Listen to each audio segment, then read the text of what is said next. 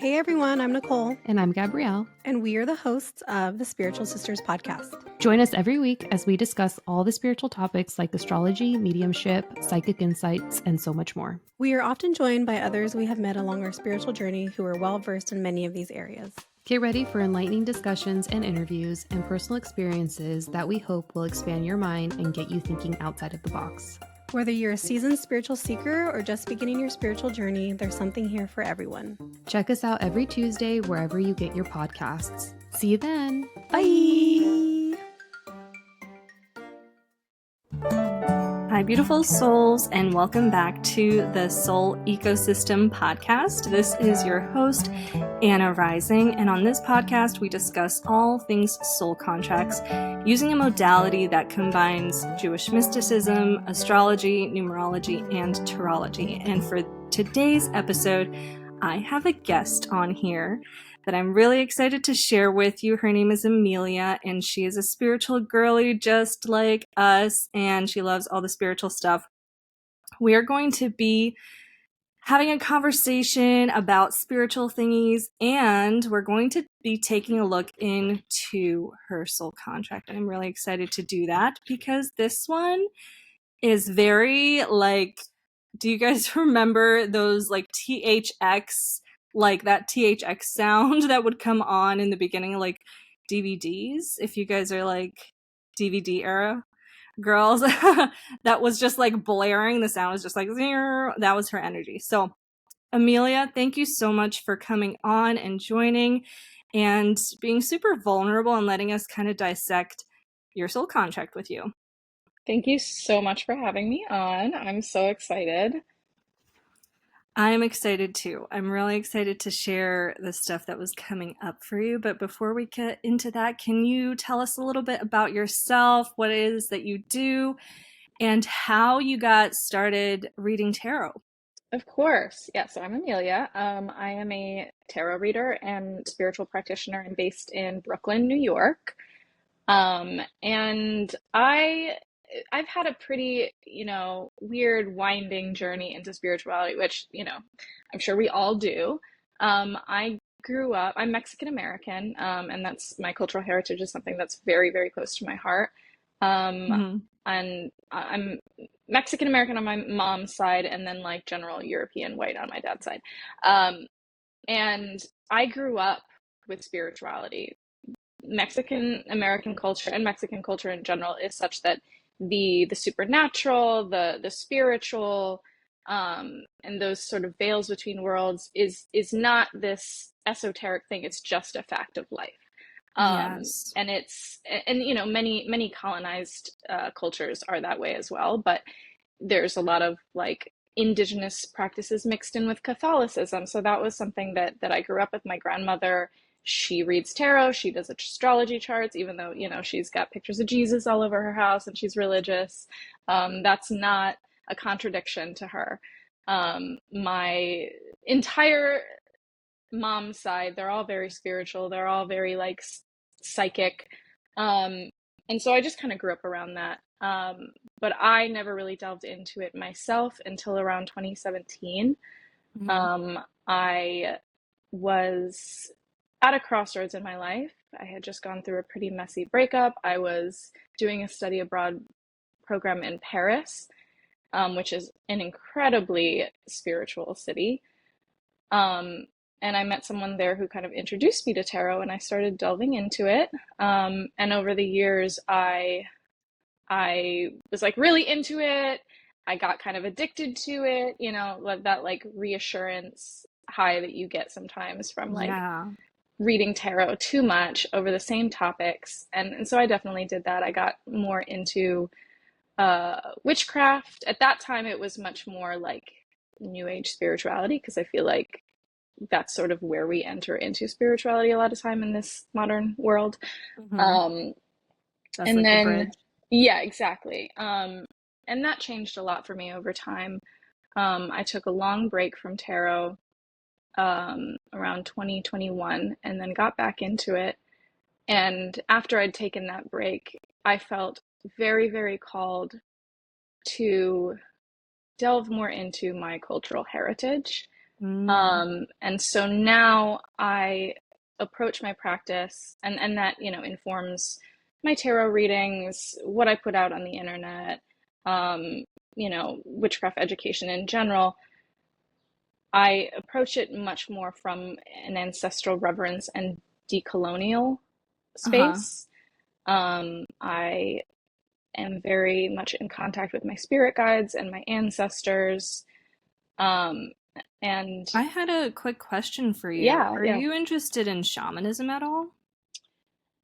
Because a, a I'm kind of bit. getting that for you. Yeah, a bit, a bit. I'm still kind of like, tiptoeing in the decolonial space a little bit. And for me, that has manifested as um, being connected to indigenous Mexican deities. Mm-hmm. I worship Tezcatlipoca and Santa Muerte. Mm-hmm. And so that's something that's been really big for me these days. And aside from that, I have a very creative background. I'm a writer and general creative. And for money, I'm a project manager. I always say that. For money, I'm a project manager. For joy, I'm a writer and a spiritual practitioner. I So love that's the that. overview.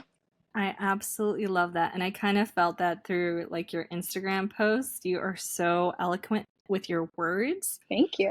I absolutely love that. And it's a little funny what you mentioned about Catholicism and your culture kind of intermixing like the Hmm. two, like the intuitive side and the psychic side along with the Catholicism because I think um Slavic culture does that too in a way. Oh, absolutely. I'm Yeah. from Ukraine, and this is part of the appeal that I had as soon as I read that post that you made on Reddit, not Instagram, on Reddit, because I'm like, I am obsessed with Mexican folklore and Mexican like intuitive things and psychic like practices because I think it is It's so pretty similar. amazing how similar it is to Slavic Absolutely. ones. There's like definitely some commonalities there, but Yeah. I'm obsessed with that kind of stuff.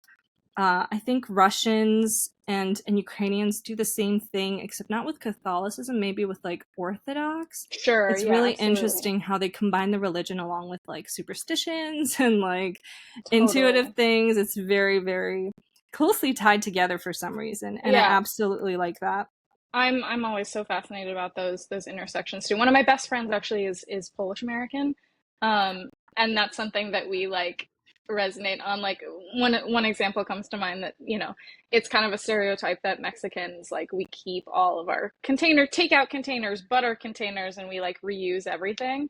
And I was Mm-hmm. telling her that and she was like, "Oh, we do the same thing." Yeah, Like that's, same. we're eco girlies. We take plastic bags too. My mom Oh used yeah. plastic bags as trash bags instead of like regular trash bags. Same. Yeah, we do that too. That's so funny.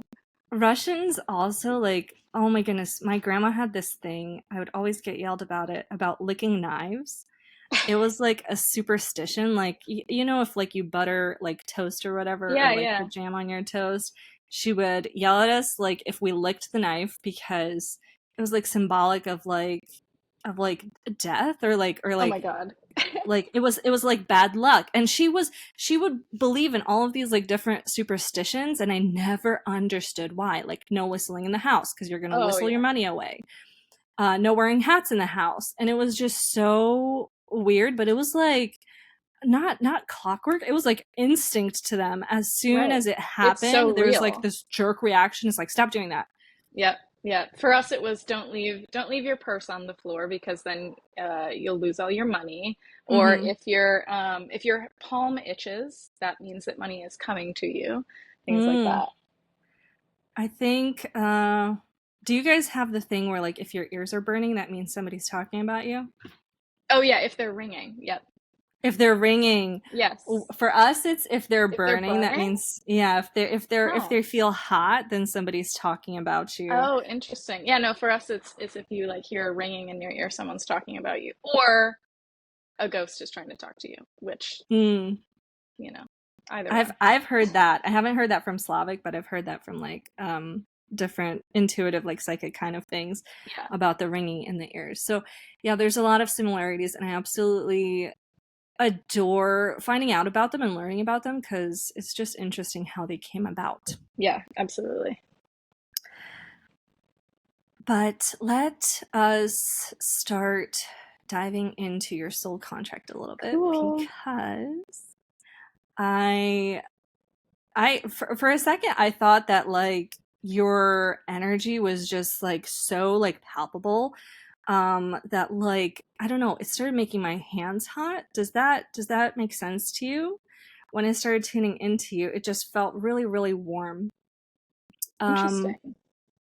But for your date of birth is November 3rd, right? Yes, correct. And the energy of the number 3 is one of my favorite energies because this is the queen bee energy. This is the divine feminine. This is the queen of pentacles energy. This is a person that is so like embraced in their femininity. Like they're so aware of their feminine kind of prowess. I want to say poweress. I don't know if I'm saying that right. And I absolutely adore that because it's something that I feel like I need to lean into more. So maybe that's why I'm so obsessed with it. But it's very, very magnetic, very charming, very charismatic. And all throughout your chart, I kept seeing this kind of magnetism for you. There was this energy where you very easily draw people in, and it's because you have this bougie energy. You have the ability of being around like really wealthy people, and you're probably going to at some point in your life if you aren't already. And you don't stand out like a sore thumb. You don't feel out of place. You don't feel like you don't belong. Like you were made for success, essentially. And the other things that stood out was that one of your spiritual gifts, one of your talents, is you have the star talent. So, star talent is somebody that was born for a stage. They were born to have the spotlight, the attention on them. And again, because you have that numerology of the number 3, this is something that comes very naturally for you. This is something that is more comfortable for you than it would be for others, you know? If others kind of like shy away from that and they're like, I don't want to be the center of the attention, I don't want to do public speaking, I can't, blah, blah, blah. You are very grounded within yourself and within your energy, and that kind of just flows right off your back. Does that make sense? Yeah, totally. So when I checked out your Instagram, I'm like, okay, all of this is checking out because you definitely have, look, first of all, you're gorgeous. And you Thank you. definitely have this like kind of celeb energy. And I was like, I really wonder what her dream is here, what her goal is here. And when I looked into your past life, I was like, okay, that is something that we need to explore. Like, I needed to ask you where you are seeking to go from here because Hmm. your potential is pretty powerful. And when I say pretty powerful, I mean the past life that I was shown is one where you went from being like having a very low position in your tribe to becoming a tribal chief. And that's also something I wanted to touch on in your soul contract. Losing my voice, excuse me. Because the leadership qualities that you would need to do something like that is inherently there. And it was something that kind of made me like, wow, that's pretty freaking insane. If you think about this past life where you were somebody in a tribe, and this is giving me like I was getting Native American tribe the entire time. Okay. I was kind of picking up on this. So that's why I was asking you if you have looked into shamanism at all, because I feel like you're naturally going to be drawn in that direction if you haven't already explored it. Yeah. But yeah, if you think about like positions in society going from a very like standard one, kind of like a soldier to a tribal chief. That's an insane jump. It's an insane jump, and being a tribal chief of a village, you can't get higher in that you can't get higher than that at that point in time in history, you know? Yeah, yeah, absolutely. And I really wanted to touch on this past life because it was incredibly beautiful in a tragic kind of way. But you took something that was tragic and you made your pain your power. And I was asking why this particular past life popped up for you, because I noticed that for some people, it's not their most previous life that comes up in soul contract readings, but it was what is most important for you to hear right now. Okay. So let me start with telling you about this past life. So as soon as we went into your Akashic records, the keeper of the Akashic records didn't hand you a key to your room. He handed you like this ball of light, and it kind of turned into a lantern. And then I heard the words light keeper for you. So I'm like, oh, okay, is that like her role? Is that like what she's meant to do right now? Like, I was asking questions about it, already kind of trying to tune in. And then we went into your room. And as soon as the room opened, I was automatically on a forest path with you. We were walking through a forest that was really dark. We were going by the light of the lantern that you were carrying. And then we came upon this wooden gate. It looked like spikes on the ground, like they were really tall, and it was gated. And I got this knowing that, oh, that's her tribe. And then I'm like, wait, I don't even know if tribes had wooden gates, like wooden spikes like that. So I literally looked this up because I'm like, did Native American tribes have wooden spikes around their villages as fences? Wasn't that like not colonial thing? Yeah, Colonial that thing? does Like when, seem very settler colonialism. doesn't it? I was Yeah, or thinking like so about we've that. I'm seen in the like, movies about that. yes, I was thinking. I'm like, when in the movie Pocahontas, that's what the colonizers were doing. So I'm like, Right. I don't think this is right. I don't think this is a Native American tribe. But I looked it up, and they did do that, especially when there was intertribal conflict. So when there was other Oh, tribes interesting. around, that were causing problems, and that was absolutely wild to me That's because what I saw crazy. next made sense. It made it make sense. So I saw the wooden gates, and I saw that there was a tribe within these gates, and you were very young in this lifetime, in this like event that they were showing. You couldn't have been older than 17. You were like a teenager. And I saw you kind of get into a fight with your parents over teenager stuff. Over teenager stuff, like there was some kind of ritual or some kind of ceremony or some kind of like thing happening that you really wanted to be a part of. You really wanted to be celebrating with your friends, with your peers. Maybe it was like this coming of age thing for someone. I'm not sure. But you really wanted to go there. And for some reason, your parents sent you to do guard duty, essentially. They sent you to the watchtower. You were supposed to stand and keep watch. And you were really upset about it. And I have a feeling it's because it wasn't your turn. So you couldn't believe your luck that on the night that they were celebrating and like the whole tribe was doing this whole thing, you had to stand watch. So you were really upset about it.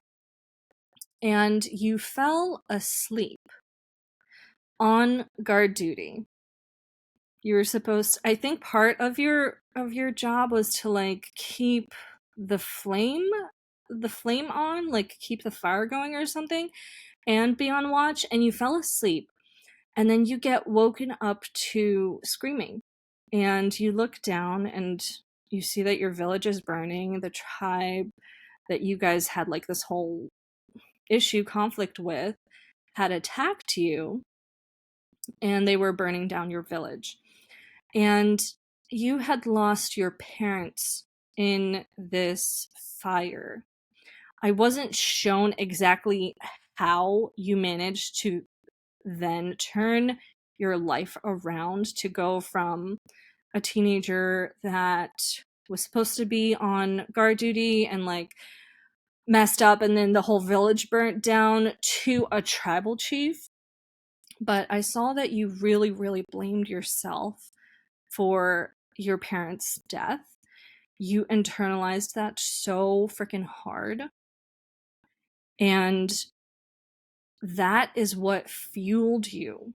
If you didn't have that pain, if you didn't have this blame that kind of set you on fire, like it made you so passionate and so angry too. There was a lot of emotions within you that made you channel all of that and become the best warrior. You were a very, very, like, if there were medals and stuff of honor at that time, you would have been a very well decorated warrior.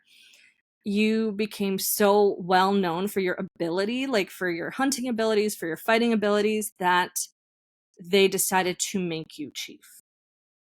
So I was like, yeah, that's as high as you can go in a village. I thought that that was so incredibly potent of a message for you that it might feel like sometimes like you're a little bit behind, or like you might not get to experience the things that other people are experiencing. You might be doing the same kind of comparison thing that you did in your past lifetime, in this lifetime, in this incarnation. But Spirit really wanted to highlight for you that all of the pain you've gone through, all of the burdens that you've had to carry, are what is going to help you get to the top. So that's why I was like, okay, I gotta pick her brain about where exactly she wants to go so that she knows that she can get there. You can achieve this because you have this power that is it gumption? Is gumption the word I'm looking for? Where other people would be broken, like they would just fall apart from something so tragic happening to them. You know how to make it fuel you. Do you feel that? Yeah, absolutely. I want chills what you were talking about. It definitely resonates. I haven't gone through anything remotely this tragic in this lifetime, but I think definitely the hardships that I have experienced, I'm very good at narrativizing those in a way to where like those become lessons, those become like, okay, how can I build upon that to Can you teach us how to improve? do that? Can we talk about that? Because that is, I don't know if you're giving yourself enough credit for this. Like that is a very insanely difficult thing to do, not to fall into the victim mentality and to use that as fuel. How do you do that? I don't know. I mean, that's just, I mean, it's something that I've learned how to do my whole life. I do have a mother who is, gotta give credit where credit is due. She also has that level of gumption. She's crazy hardworking. She lets the hardships fuel her. So I think, I had really great examples. Um, but I'm also a relentless optimism. Like, I just know in my core that things are going to be okay and that things are going to be more than okay. They're going to be good. Um, and I think, it's just that psychological process of narrativizing, right? Like we all make stories out of our lives. We have to. It's like I Joan think Didion that, said. sorry, go ahead. No, I was just saying, it's like Joan Didion said, like we make stories in order to live. Mm-hmm. And I think I've had an instinct for storytelling my whole life, and that applies also to my life, like the story that I tell myself about my life, if that makes sense. Mm-hmm. I think that has a little to do with the three energy as well, because the three is the divine feminine, and I'm not surprised at all that you have this knowing, internal knowing that you can't explain, but you just trust, because that is so divine feminine. I also love how underneath this says Selena Quintanilla. Oh my God. You know what? Queen.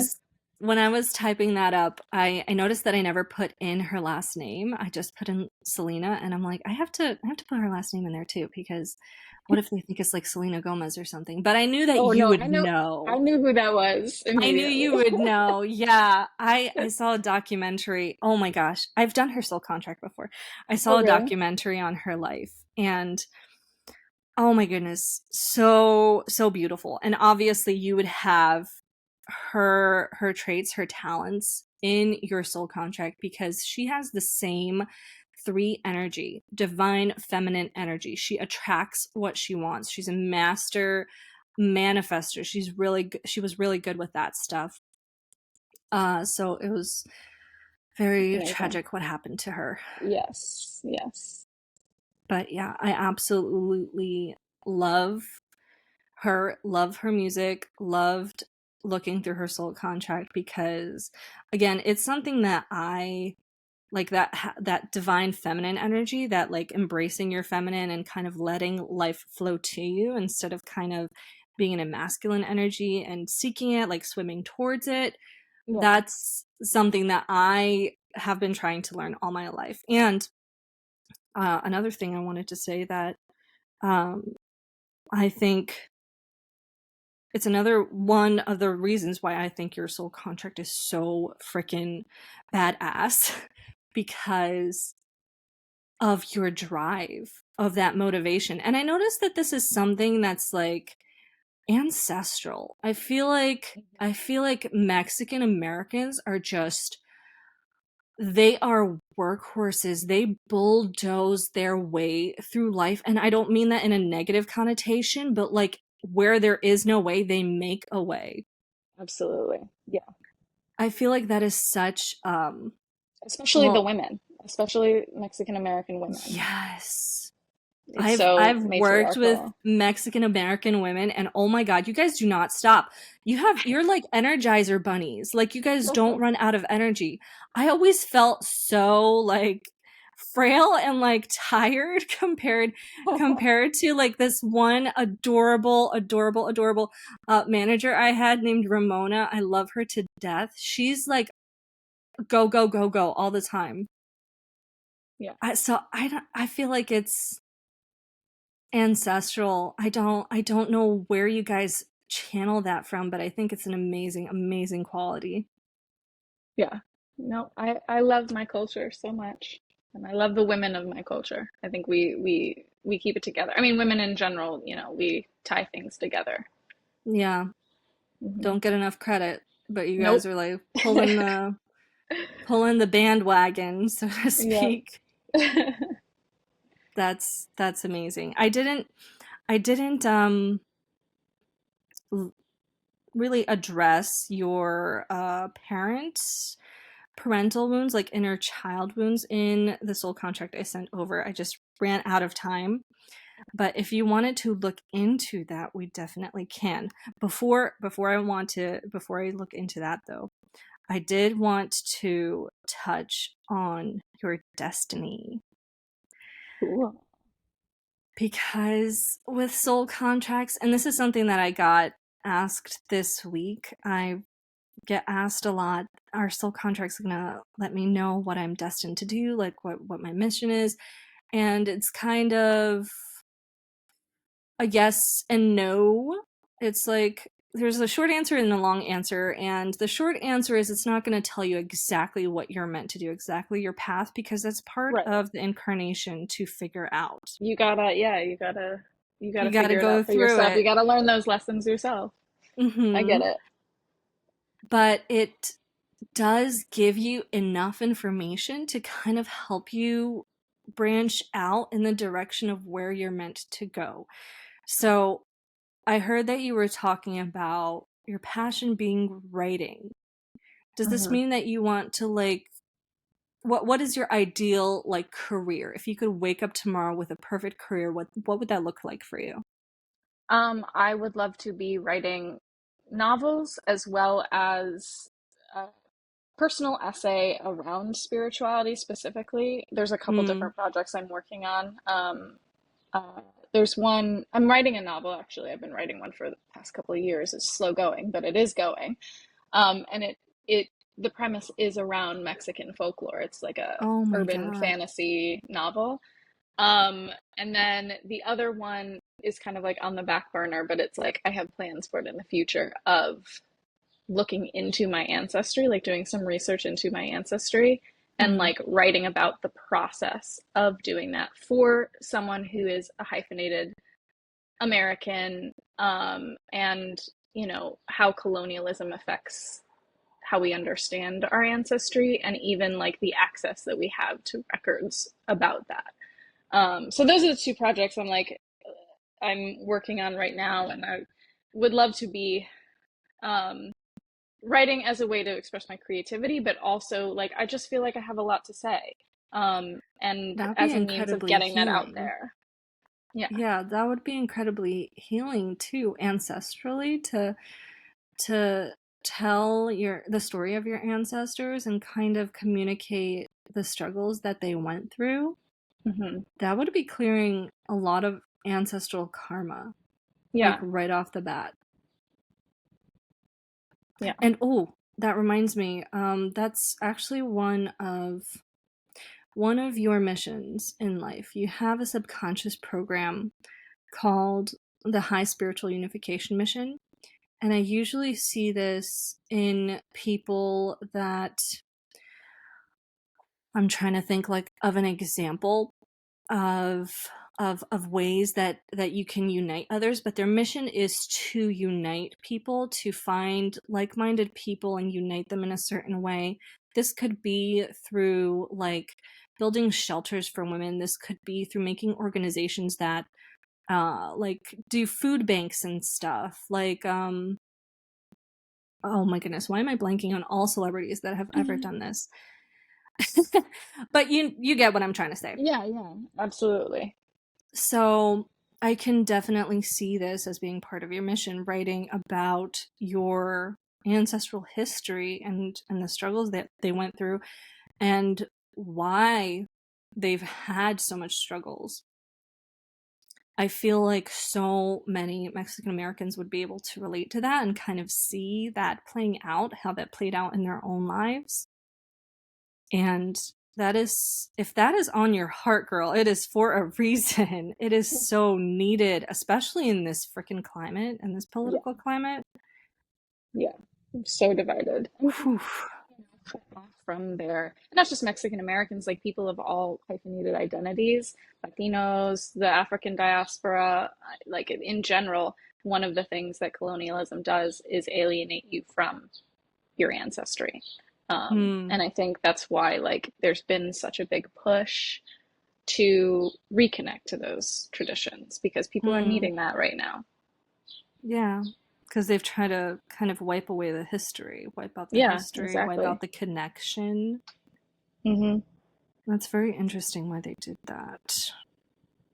Like, they must have been very threatened by it. Hmm.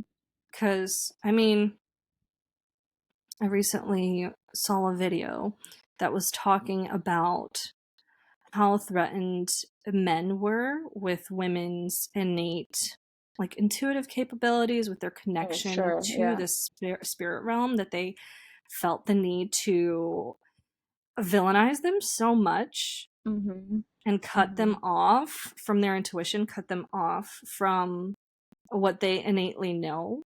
Yeah, and not only that, and also hierarchize, quote unquote, logic and rationality over the intuitive Mm-hmm. senses during Mm-hmm. the Enlightenment, and that's why like women are considered the emotional sex because we supposedly don't have this high level of logic that men do, which I think is just innately stupid and inaccurate. But Innately wrong, yeah. yes.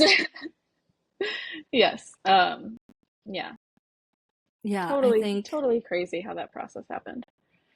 I think it's so needed. And one of the things that I see pop up a lot in my soul contract work is the karma that accrues when you don't pursue sharing knowledge, don't pursue sharing the knowledge that you know or sharing the gifts that you know, that accrues karma. And I feel like I've mentioned it before, but just in case I haven't, if you guys have it in your heart to like share something with the world, like for example, sharing the struggles of Mexican American people and the effects of colonization and the effects that it had on their culture, that was put in you for a reason. And I'm sure you'd agree with me, Amelia, that like if you have a desire to do something, that means that you can do it. That means that on some timeline you've already accomplished this. That's why you kind of have it put on your heart to kind of birth it into reality. For sure. Yeah, it's there for a reason. Absolutely. Yeah. And a lot of times people kind of let fear get in the way. I feel like it's a lot of programming, a lot of naysayers. A lot of people are going to have opinions, and Mm-hmm. it's a double-edged sword having access to the internet, because it connects you to people, but it also gives people a lot of bravery Uh-huh. to say things that they wouldn't say to your face. But yeah, when we let that fear take over, the fear of being seen, the fear of speaking out and kind of addressing topics that aren't comfortable to talk about, that's when we start accruing karma. Because all that we're going to do, we're just going to have to share this knowledge, share this experience that we have in the next incarnation. But yeah, I kind of went on a little preachy mode for a second. No, I love it. Sorry. Yeah, so it's on your heart for a reason. I can definitely see a timeline where you share this and like raise concerns, like make people start thinking about this kind of behavior and treatment that's been happening and shifting energy around. You know? Yeah. Yeah. I don't know how exactly you're going to bring about this change, but I think you are going to make a very big like like a drop in a pond, and like the Mm-hmm. ripple effect is like that happens, like a very big ripple effect. And we can see this based on your past life, cuz the people that have past lives, like think of any household name, like celebrities that are like household names that everybody knows. All of their past lives are ones where they were leaders, ones where they were like either dictators or they had like a large amount of influence over people, and you have that influence innately within you. So the fact that you're already like picking up on the fact that you're meant to kind of tackle this very, very big and scary topic is a little bit like spot on. Like it's insane. One of my other most favorite numbers to see in soul contracts is the number 10, because 10 is like a lucky star energy. So you have a lot of star energy. 10 is the lucky star energy. 10 is the energy where you get opportunities that other people don't. Like you're going to um you're going to be given opportunities that don't usually come about to other people. You're naturally a little more lucky in life than others, and I think it's because of your optimistic outlook, honestly. I feel like that plays a gigantic role in this. Yeah. Or maybe you have that optimistic outlook. Maybe it's the other way around. Maybe you have that Yeah, optimistic it could be. outlook because good things happen to you all the time, because things work out for you all the time. It's a feedback loop, I think. It's really interesting. I feel like if anybody wants to kind of adopt that 10 energy into their own chart, they have to like adopt that same optimistic outlook where you convince yourself that only good things happen to you, and then maybe like it'll start looping back like you were talking about, like keep going on and on. But so yeah, so you were given a lot of things by fate, and you can use these periods of prosperity, periods of blessings, periods of abundance to help others. So whenever you, and I feel like this is naturally easy for you to do, like I don't think that you're somebody that starts to get like grubby with money because of the optimism part, because where you're like, oh, like these things just happen and good things are going to keep happening. So you don't really hold on to things like for dear life and clutch at them, Yeah, which happens when people get large amounts of money, right? They're like, right. oh, like I can't possibly like help out anyone right now. Like I would love to donate to this charity or that charity, but like I want to save. You're more so generous, and where you see that you can help, you do. And that is a part of what feeds into this loop of abundance and of luck, because you don't grasp tightly onto it, you know? There's kind of this freedom from the lack mentality, Yeah, you know, that yeah, happens often where you're like, oh, I finally got a large amount of money, or I finally got a savings account that looks like this and this, like I want to hold on to it. Like you don't kind of get tricked into that mindset, you know? right. Yeah, no, absolutely. Like being miserly about it. Yes. Yeah. you I'm like, I took like 10 paragraphs like trying to explain the word miserly. Um but yeah, you put it into one word. That's exactly it. There's also the energy of 15 in your destiny. So with 15, it is the gift of foresight. You kind of have this knowing about things happening for you. I feel like it's that insight that you were talking about, like things will work out. And it's combined with this kind of oh man, how am I going to explain this? 15 is kind of about finding the balance in different extremes. So, and this is also going to touch a little bit on one of the subconscious programs running in your chart called avarice. Hmm.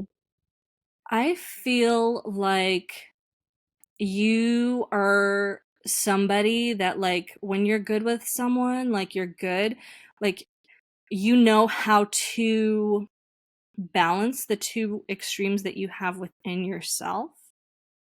But sometimes that scale kind of tips over if somebody does you wrong. Yeah, And you're like, you don't want to mess with me. yeah, Because when you allow yourself to channel that side of you, the other extreme side, it can get a little bit like mucky energy. yeah. And I don't want to like put that in a judgy way, because everybody deals with their own demons, you know. You are Hmm. usually something of a scale, you know. You hold those two extremes of you balanced. But when somebody kind of like, you know, fuck around, you find out, Yeah, yeah.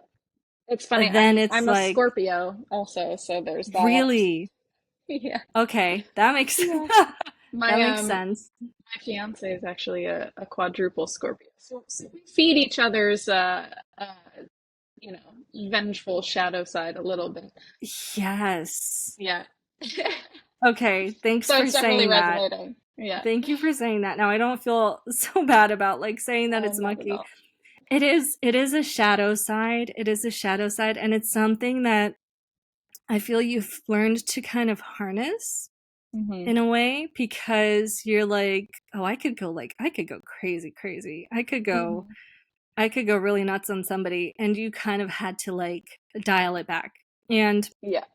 this is something that if you don't see it in your life, I feel like you may have seen it in the lives of others around you, where you kind of have to learn this balance. And if you see people struggling with addiction or struggling, it doesn't even have to be like hardcore drugs or anything, or Yeah. alcohol, but if it's like binge eating, you are around that kind of energy in an effort by the universe to kind of help you balance your own. Yeah, no, that makes total sense. I have a few alcoholics in my life. Yeah. And that's why that's kind of popping up for you, because I don't want to say you're like a bad day away from like doing something crazy, because I feel like just intuitively like you're a little more spiritually grown than that. Like you're not going to Cool. mess up your life just to get back at somebody. But I might fantasize about it though. you might, yeah, yeah. I can see that. I can see that happening. And that's okay. That's okay. As long as like you're not like acting on it, accruing karma, you just have this like really feisty side to you, like don't mess with me side to you. And it's healthy in the sense that it helps you draw boundaries with people, right? Yeah, absolutely. But it feels like you kind of have to you do this balance internally where it's like, okay, like this person screwed me over. I gotta dial it back a little bit because I don't want to go like not even take it out on them, but like really get into your head about it and go to a dark place. Yeah, yeah, totally. No, that completely resonates. All of it. Yeah, so that's kind of the energy for your 20s through 40s destiny wise.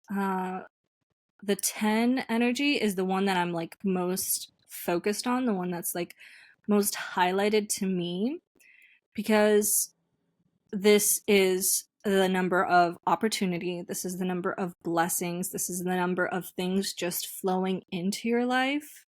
And I would really be like vigilant about the opportunities that come and being very careful not to say no to anything Hmm. that feels expansive for you, especially if you're scared of doing it.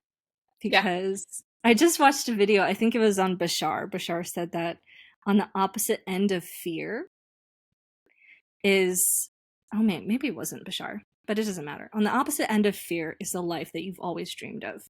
Mm, yeah.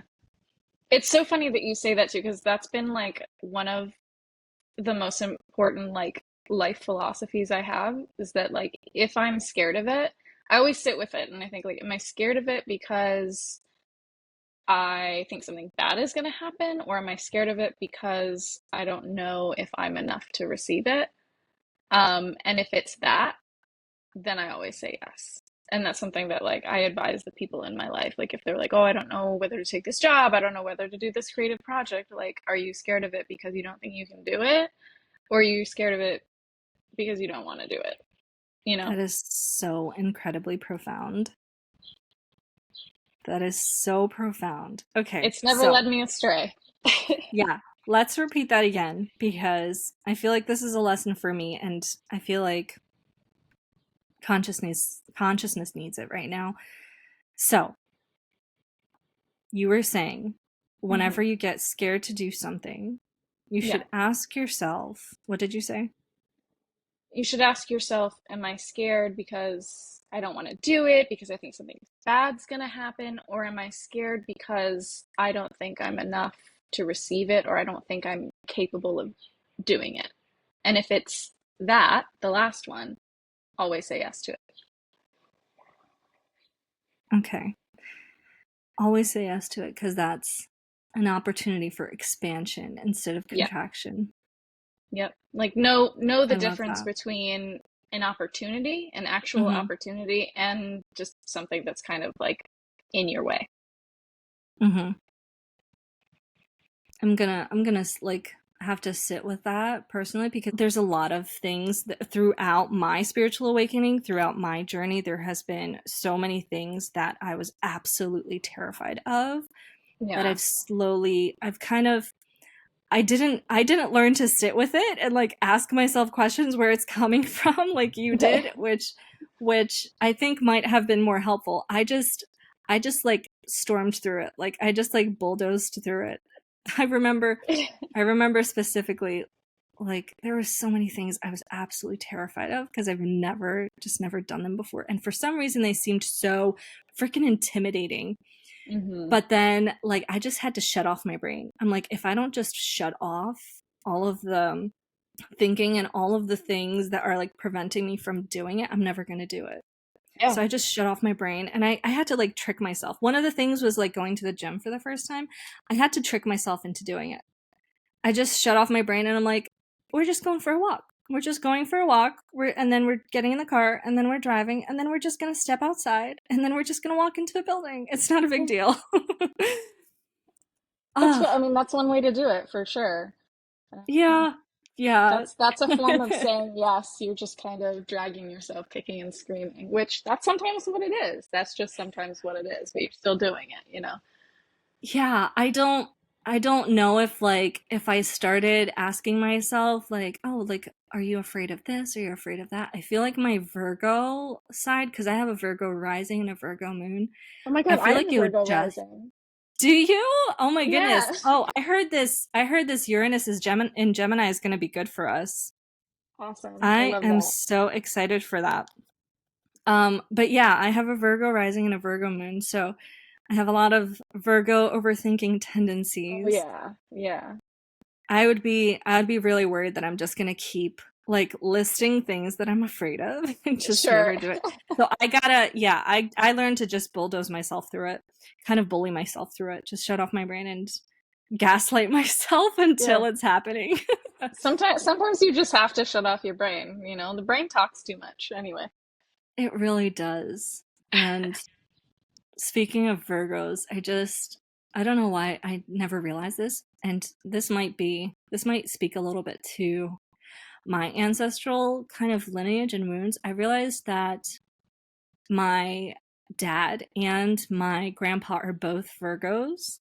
And I think I knew that. It just didn't click for me until I was recently at my grandpa's house. And I remembered, I found some books. I remembered that he would like extensively. He is very Christian. He just has dementia right now. But he would extensively like write like books and books and books, like Bible study kind of stuff, like kind of quoting the Bible and like diving into the Bible. And I never associated that with his Virgo side, but I'm like, that is so Virgo of him. So brutal. Yeah. And Yeah. his, oh my Picking goodness, like everything so apart. perfectionist. Yeah, Yeah. so overthinking, so like you have to know all of the things, you have to know all of the knowledge. Mm. It's a little insane. So, yeah, Virgo Yeah. rising. What's your moon sign? Leo. Leo. Okay, Mhm. so there's that leadership kicking in for you. Yeah. I'm the Scorpio and the Leo and the Virgo, they're always at war. I want to be in the spotlight, but I don't. I want to overthink. And then my Scorpio Mm, side tells me, just shut up and do it, you know. So that's balance is a interesting. thing for sure. So Finding so balance. Scorpio you would say is a little more like likes to be closeted a little bit, likes to be out of the spotlight. I would think so. I would think so. And Virgo, I think, just because of the overthinking, Yeah. and anxiety around that. But then my Leo Yes. moon is like, no, no, no. I need to be front and center. I need everyone to look at me. That's so interesting that you have that kind of dynamic playing out for you, where you kind of have to kind of overcome yourself like Yeah. internally, in order to step out and do your calling, share what you need to Hmm. share. Used to be very frustrating, but I think I've come to a place where I'm able to kind of like balance Do it the out, balance. Yeah, Yeah. do the balance. Oh my goodness. Okay, that makes so much sense. That's why I kept seeing you like as an actual scale, because you can't like you can't kind of give like way too heavily on one side where it's like Leo front and center. You kind of Yeah. have to hone Keep it them all in check. into. Yeah. Yeah, love that for you. All right. I know I sent you this soul contract a little last minute. Is there any questions that you have about it Let before me we take a kind of look. close out? Let me look it over. I did like skim it before. Self-destruction. Okay, you were talking about the Yeah, the um, self-destruction program is very interesting. I have it too. And it's really, I mean, what it is. Like the name says what it is. It's yeah. it's always tied to learning to find that balance Hmm. within. I feel like that's a mental balance that has to happen. Um because you have to kind of reel yourself in from wanting to kind of implode on yourself. Yeah. And yeah, I don't think I have any questions. I mean, this all resonated so much. Uh, One thing I remember reading it and thinking like, oh my God, like you just read so hard was The World, I mean, 21, the Talents Inherited Yes. from Maternal Lineage. That one in Mhm. particular, um, when it said you have a talent for learning foreign languages, especially, like I I speak Spanish, I speak Catalan, and I'm learning Italian and Japanese. Like learning foreign languages has always been a thing. I used to live in Barcelona for like I've traveled all over the place. I always say like you can adapt to anything Mhm. as long as you're just kind of open to the experience. So that's something that has been really big in my life too, is just being super adaptable. And I moved around a lot as a child. I lived in 8 states. Oh my god. Like I was moving every 2 years. So like that adaptability, the like being able to kind of like flow through whatever state I'm in is like Mm. that's something that really resonated too. So this is all like so And that's crazy coming up resonant to from me. your maternal line for you. Yep. Well, it's funny because my mom is the reason that we moved so much. Wow. She's very restless. That is so she just chose to like go to different states? Like it wasn't for a work thing? Well, I mean, it was for work, but she sought it out. She was Oh a wow. chemical engineer. She's now a personal trainer, but she, yeah, she just kind of, she was like, I'm bored now. I need to go somewhere else. That is so awesome because you also get your 3 energy from her. Like Yeah, very, very feminine woman. yeah. There's a lot of my mom in me for sure. I love that. I love that. Thank you. Thank you for sharing that. I love to find out how some of these like things translate for people, if that makes sense, Yeah, you know? yeah, How it kind of pops up cuz it'll happen in the weirdest ways. Like sometimes I remember specifically, I've really this is one of my favorite things to share. I remember specifically like talking to someone and I said, like, you're like a Speedy Gonzalez. And this is also somebody that was Mexican American. I'm like, you're like a Speedy Gonzalez. And haven't said the word Speedy Gonzalez since like maybe I was like 5 years old when that was still on TV. right. And she's like, that's so funny. I always call my mom that. And there was other times where like in the chart it says like this person has healing hands and they're like, oh my God, everybody always tells me that I have healing hands, like that my touch feels healing. If somebody's head hurts or if somebody needs a massage and I just touch them, it's like it takes it away or something. So That's I amazing. absolutely adore that. This is one of the reasons I love doing like calls for soul contracts, not just like sending in the PDF soul contract. And I'm Yeah. kind of speaking to my audience right now because I said that I was going to take the PDF option only off of the table. And this is why, guys, because it's so more potent and powerful when you're also getting a reading on top of it. So, Amelia, thank you so much for Thank you. joining us. Thank you for coming on. I am so excited to see how you implement what is on your heart, what you want to do, and your mission, because it is powerful. It is made to be powerful. You are made to stand out and be in the center of attention and to have people hearing what you have to say, have people like listening to you. Like you were destined to do that. You were destined to say things, raise up topics, raise up concerns that maybe other people don't have the guts to do. You know, you kind of you're here to ruffle some feathers. Totally. Oh, this is amazing. Thank you so much. I definitely like feel very fueled to go out and live my mission, whatever that looks like.